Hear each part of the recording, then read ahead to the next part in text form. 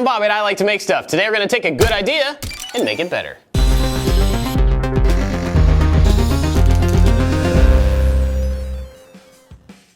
A couple of years ago, we made a full ping pong table with lots of really cool stuff in it. One of the things in that table was a scoring system, and we made it custom for that table. Made it so that as you scored a point, you could tap a button, and then it would record that score down the center of the table underneath the net in some LEDs. It still works, but it's at my house. And so now we're here at the office and we have a store-bought table, and we'd love to have a scoring system here as well. So today we're going to do something a little bit different. We're actually going to kind of remake an old project. We're going to take the scoring system from the old table and make it a separate piece that can be added to any table. But this is not just about doing something twice. This is about taking an idea that was built for one place and turning it into an idea that is more general and can be used in lots of other places. The end goal here is for us to refine a good idea into something that could potentially be a product. The first thing we need to do here is to get you and I on the same page about what we're trying to accomplish.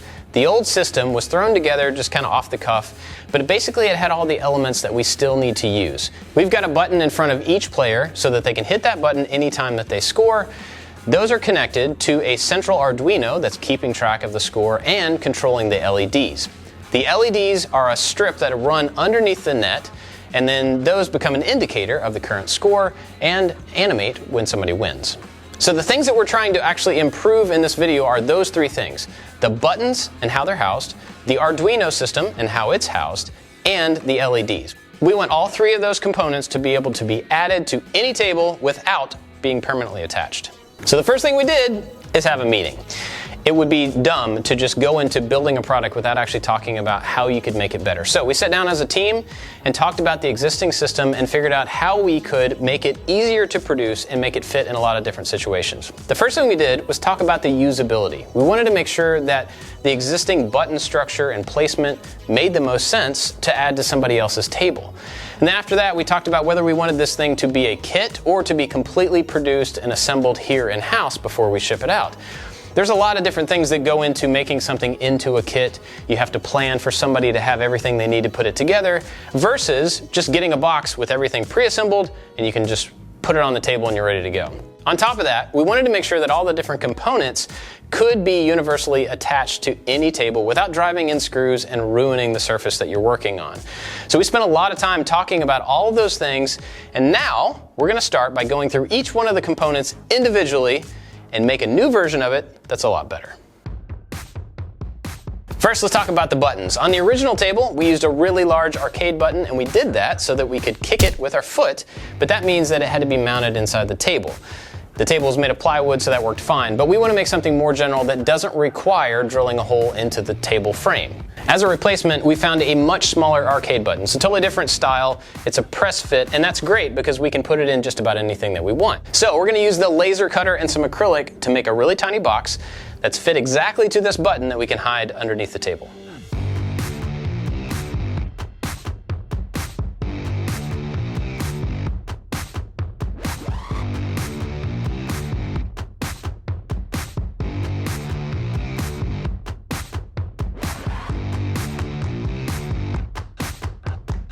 Now this was an extremely simple enclosure to make, and we did make it so that the button could just be press fit in, it locks into place, and from this side you still have access to the button. The wire is going to come in this tiny hole right here. We'll tie a knot so it won't get pulled out. And we want to keep access to this. In case there's ever a problem with one of the connections, we want to be able to get to it, so we've made one side of this just press fit. This is going to fit into place and will stay there unless you actively take it off. This box is complete and can just be mounted underneath the table, and to do that, we're going to use VHB tape. So VHB tape is a semi-permanent tape. It's great for fixing something in place, and it will pretty much stay on any surface until you actively take it off. This is a great material because it's not permanent, but it's kind of problematic because if you're going to need small pieces of it, like in this case, you're either going to have to make those or order them from somebody who can cut them down. We bought it in a roll, and it's sticky on one side, so we can do a few different things. We had a conversation as a team and talked about several different ways to handle the tape. One of them would be to lay this down on some wax paper, cut it into individual pieces. Another would be to order them cut already into the right lengths. And an even simpler one would just be to cut it and stick it to the box before it goes into the package. So for each one of these components, not only are there big things like hardware and code, but you also have to think about packaging and fixture. all of these elements are going to have stuff that you have to spend time thinking about. Next up, we need to talk about the brain. Now, this is probably the biggest, most important part of this project, and originally I threw it together with what I had on hand, which was an Arduino Uno. Those are great for prototyping. They have lots of different I/O, it's easy to plug things into them, they're easy to get to, but they are not cheap. Each one of those is about $25 or $30 because they're made for prototyping. They're not made to go into a product. Instead, we're going to use one of these. This is an ESP module. It has all the same functionality as the Arduino. In fact, it uses the exact same code, and this one has Wi-Fi built onto it. The best thing about this is that you can get these for $1 or $2 a piece, depending on how many you buy. So this is a great option, even if you want to embed these in something that you're going to sell. So because we're using this module, this is the form factor we have to work around. We have to make a container to hold this and all of the connections that are going to be going into this. Now, the original box just had some holes where you could stick in some wires and hot glue them in place. It didn't need to be professional. It didn't need to be polished. But in this case, we're going to make all of the connections, all of the wires that come into this nice looking, easy to plug in, and secure. So next up, we need to make a box to hold this and all of those connections. Josh started working on a design for this box, and he ended up prototyping it by 3D printing it. It's a great way to test out different designs, use very little material, very little time, and you can get all the fit and finish you need on a piece before making the final result. So the way that he worked this out was to make a plate that would hold the module that would then close into a box, and that box had a place for a switch to go in, had different connectors for the players and for power. And so we figured all the stuff out on this prototype, but then eventually decided to make it out of acrylic just like the other boxes.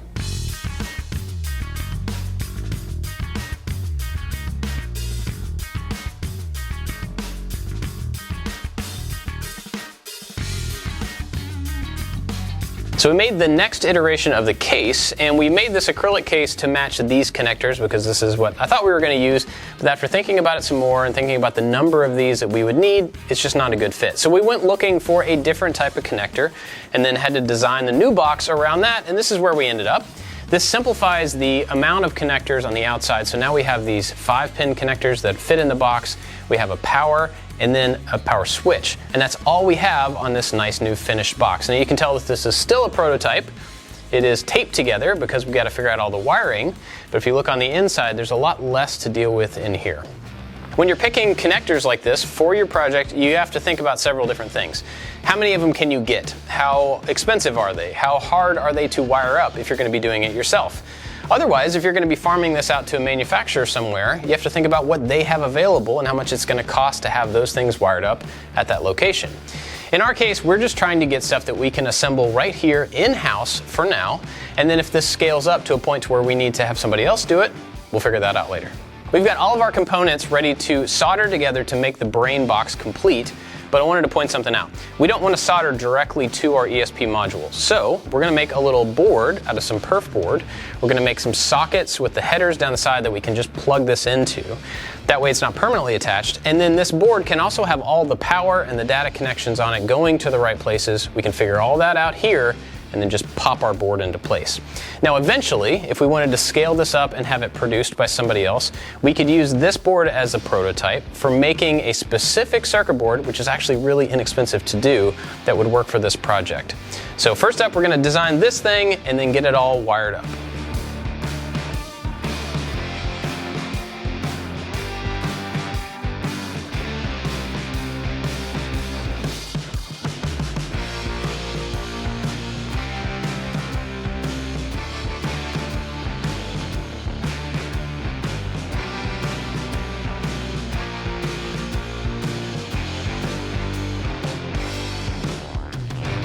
This video is sponsored by Micro Center, which is awesome because everything that we're using electronics-wise in this project you can get at your local Micro Center. They've got an entire section of Arduinos and sensors and Raspberry Pis. On top of that, they've got camera gear and 3D printers. In fact, they've got a bunch of different types of 3D printers and filament in store, and you can see how they work and you can talk to their knowledgeable staff to help you pick the right one for you. You can buy all those things in store, but they've also got an Amazon store where you can order filament from them and have it delivered right to your house. And on top of that, they've got an awesome community of like-minded makers where you can go on and ask questions about projects, get some tips and tricks, and just meet some other people like you. And if you're into 3D printing, we've got an awesome deal for you. There's a coupon link down in the description that you can have texted to your phone.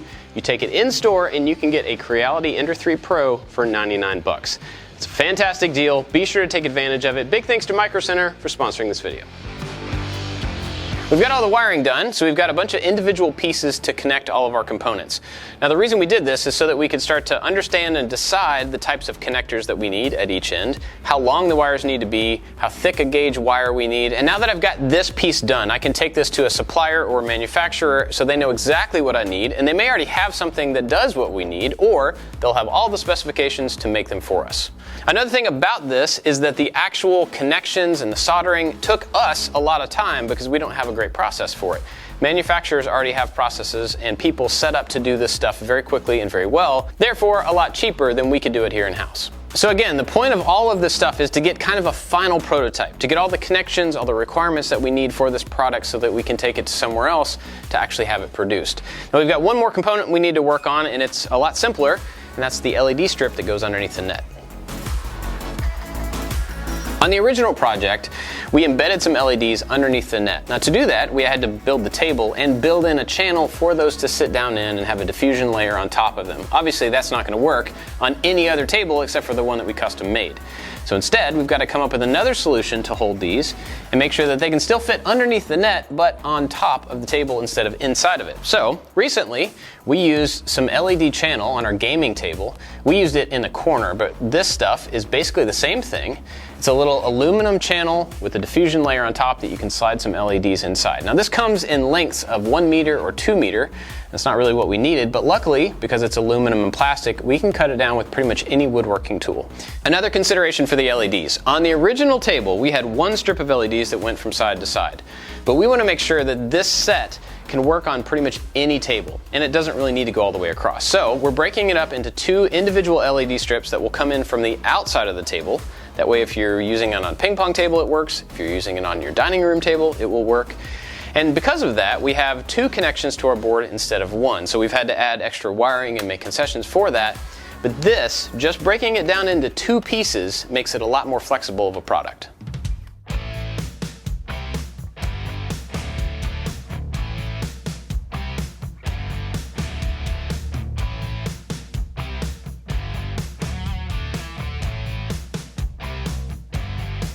So we've got all of our components made and some VHB tape so that we can temporarily or semi-permanently attach them to the table. So we're going to go ahead and get everything in place, get it all hooked up, and start testing.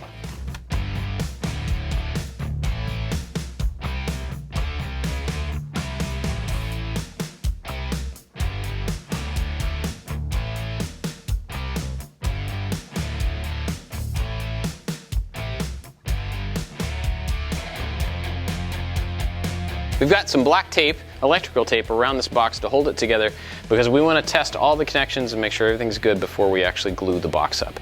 I did want to mention another thing about these boxes. We're making a box, but another option for this is to buy a project box. You can buy a plastic project box, which is a solid box except for one side that has 4 screws so that you can open it up. But it's thin plastic so that you can mill it, you can drill holes in it, you can do whatever you need to make it fit your project.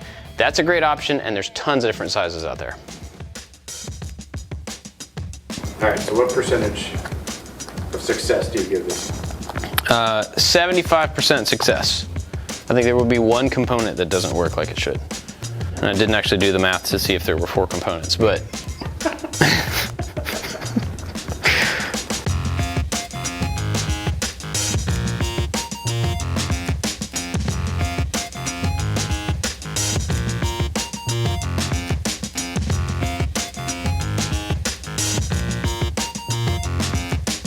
So we have one side that doesn't seem to be working correctly, which means it's probably this connector because both the button and the LEDs of each side go into one of these. So there's probably a loose wire inside here, but we're about to find out. Oh, yep, those cold solder joints just popped off. Was it the blue one? Blue and the yellow, yep. So there's your problem. Yep. What's going on here? All right, so I think the problem is that the female header pins I use to mount this ESP board are not actually like lined up correctly, and they're not. So I have a feeling when I squish these 2 things together, it will power up. All right. Yep. So it's just a matter of these pins right here not seating all the way in there, which means that our system probably worked fine to begin with, but either one end of it was not connected or the other end was not connected. One end has the power, the other one has all the buttons and the LEDs. I believe I have all the wiring figured out. It turned out one of the pins on the ESP module is just not usable. I don't know if I fried it or what, but moving to a different pin now has all the buttons and all the LEDs working. So now I'm adjusting the code because since we changed the LED layout, we had to change the way the code works, and I'm just adjusting the game to go from 21 points to 11 points. We're making some changes like that following the international ping pong rules, and I think now it's ready to go. So green means that you are currently in the ping phase, and once you win the ping, you become the server, like that. And then once you get your first point, it goes right there. And then every time you get a point, it just adds to it until you get to 11, then you win.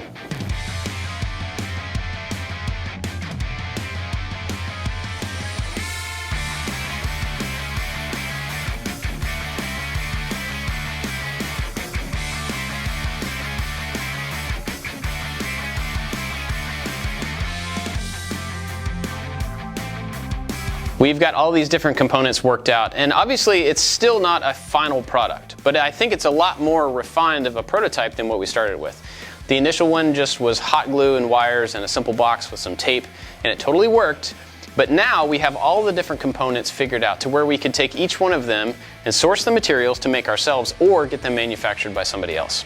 The point of this video is not to sell this product at all. The point of this video is to give you some encouragement about taking your ideas to the next level, taking them past that prototype stage and building them into something that you could actually put out into the world for other people to enjoy. And if this video gave you some of that inspiration or ideas, we would love to hear about it down in the comments. Please let us know down there. This video is a little bit different for us, but we've got tons of other types of projects that you may want to check out, so be sure to watch those. Also, if you'd like to find out about some of the products that we do have coming up soon, head over to ILikeToMakeStuff.com and sign up for the newsletter. That's it for this one. Thanks for watching. We'll see you next time. Hey, I'm Bob at I Like to Make Stuff. Today we're going to take a good idea and make it better. Can't say boob.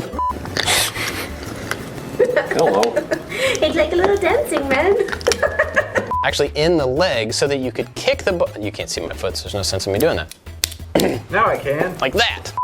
Gosh. Gosh.